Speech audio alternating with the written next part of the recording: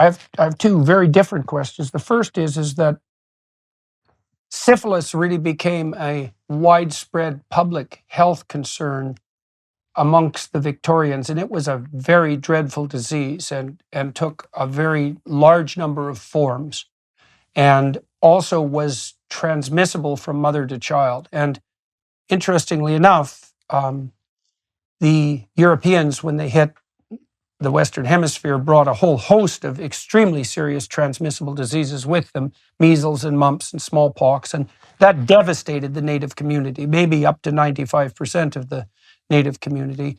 And the Native community returned the favor in very minor ways, one of which apparently was syphilis. And so there was a real twist in sexual mores that characterized the Victorian period, in part because syphilis was such a terror. I think the AIDS scare was nothing compared to the syphilis scare. And so it's hard to know exactly what the emergent fact of syphilis did to the conceptualization of the relationships between men and women on the sexual front. It certainly made prostitution, for example, a much greater public health danger. And so that's one question. Another question is, the Victorian era was characterized by the generation of a substantive amount of wealth. And one could argue that part of what was happening on the Victorian beauty front was the advertisement by aristocrats that they could tolerate this encumbrance in the name of beauty because they had the financial resources to sustain it. You know, there's an example of that biologically in principle, would be the peacock's tail, which is extraordinarily beautiful, but also quite the encumbrance. And apparently part of what it signifies, especially if it's perfectly symmetrical and well-formed and heavy, is that the male who sports that plumage has sufficient health and resources to pull that off without dying. And so now, and it seems to me that some of those Victorian excesses are reasonably understood on the biological front as manifestations of that kind of, what would you say? Well, it's an exuberance of display on the sexual front. Now, there might be all sorts of negative consequences of that in relationship to other elements of men and women's lives. But so those are two parallel questions. How do you think the emergence of syphilis transformed the relationships between men and women politically and socially in Victorian England in particular? And what do you think about the excess resource hypothesis on the Victorian outfitting front? And people were getting quite rich at that point, and that was certainly one way of displaying it. Right.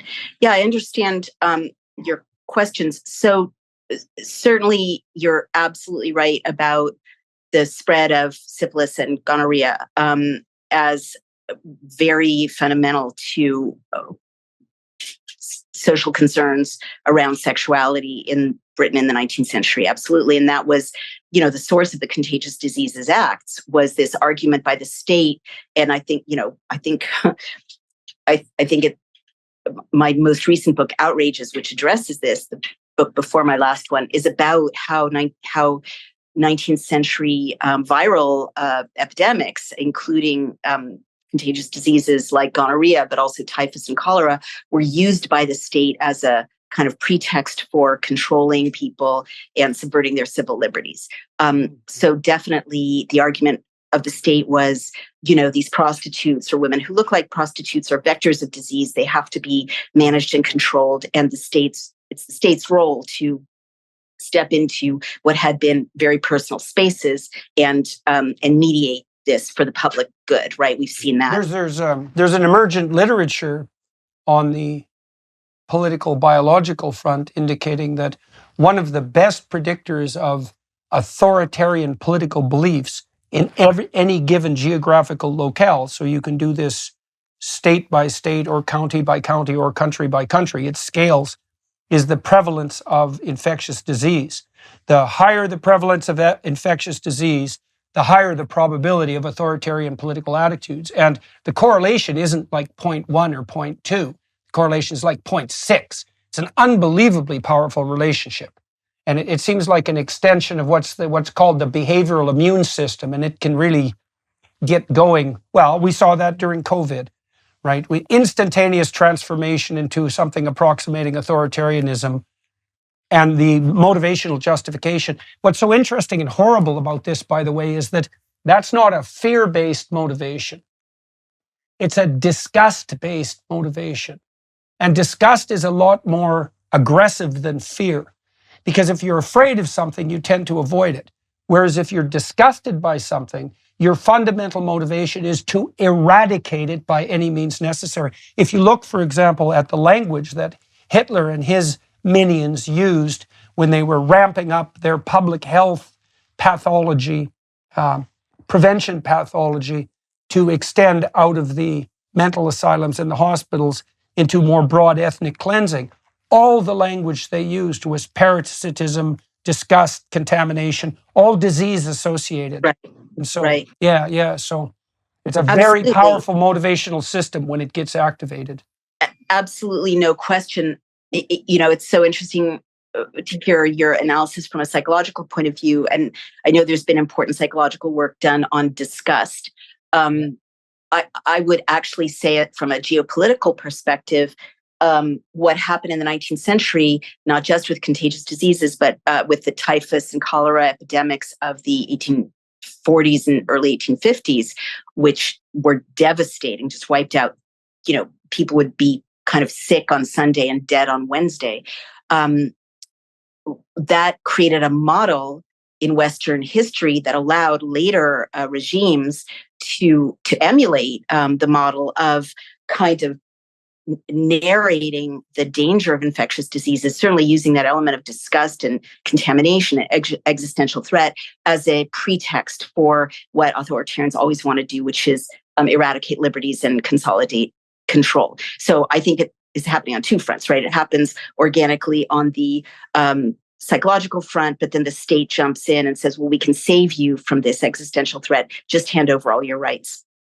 And I think that looking back, certainly Hitler and, then later other exploiters of this discourse, either consciously or not, referenced or remembered the effectiveness of the state stepping in the 19th century, because what the state did, which is so fascinating, is that they solved the infectious diseases threat by creating a network of sewers, Basil Getz network of sewers under London.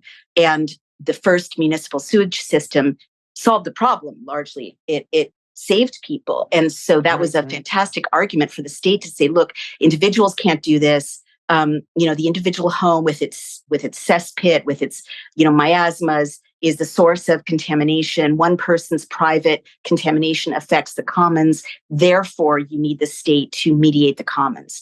And the metaphor that I look at then is the internet, right? It established this idea that there's a commons between us that can be contaminated from one person's private space to another person's private space, and therefore the state needs to patrol and police the commons. Did you notice that big tech companies today are masquerading as privacy companies? Just fix your privacy settings, turn off app tracking, and you're all good. Right. Are we supposed to believe that the big bad tech wolf has now turned into our sweet grandma? Sure, maybe they'll release a feature now and then that does some good, but collecting and selling off your data is in big tech's nature. To protect myself against big tech's prying eyes, I use ExpressVPN. When you use the ExpressVPN app on your computer or phone, you're hiding your unique IP address, which means websites can't use that address to find out your real location or track what you do online. On top of that, ExpressVPN encrypts and reroutes 100% of your online activity, so your internet provider, Wi-Fi admin, and hackers can't see it. The best part, though, is how easy it is to use. It just takes one click to protect all of your devices. One ExpressVPN subscription covers up to 5 devices at the same time, so you can protect your entire family too. That's why ExpressVPN is rated #1 by CNET, Wired, TechRadar, and countless others. Protect your data with the #1 rated VPN provider today. Visit expressvpn.com/JordanYT. That's expressvpn.com/JordanYT and get 3 extra months free. expressvpn.com/JordanYT. Yeah, well, there's a real analog between the spread of information and the spread of viruses, which is obviously why we say such things as it went viral. It went viral. And so, right. Well, and there's a real tension in human discourse that seems to be key to the distinction between conservatives and liberals, is the conservatives tend to be more disgust sensitive, and they're more prone to react negatively to the potentially contaminating effects of interpersonal interaction. And that could be sexual or intellectual. The liberal types it's as if the liberals bet that the advantage to free exchange will outperform the disadvantage of contamination, whereas the conservatives tend to make the opposite bet. And the technical complexity of that is that sometimes the conservatives are right and sometimes the liberals are right? It depends, because the conservatives tend to be more correct, let's say, when multiple epidemics are raging out of control, whereas the liberals tend to be more correct when, for whatever reason, the probability of genuine contagion is relatively low, and you can take advantage of cross-border freedom and movement of information and people. But it's a continual battle because, and this also complicates the sexual realm to an immense degree, because, of course, sexual intercourse is an excellent vector for disease transmission, and that throws people into an existential quandary constantly, because obviously the drive towards reproduction and the drive towards sexual pleasure opens up the danger on the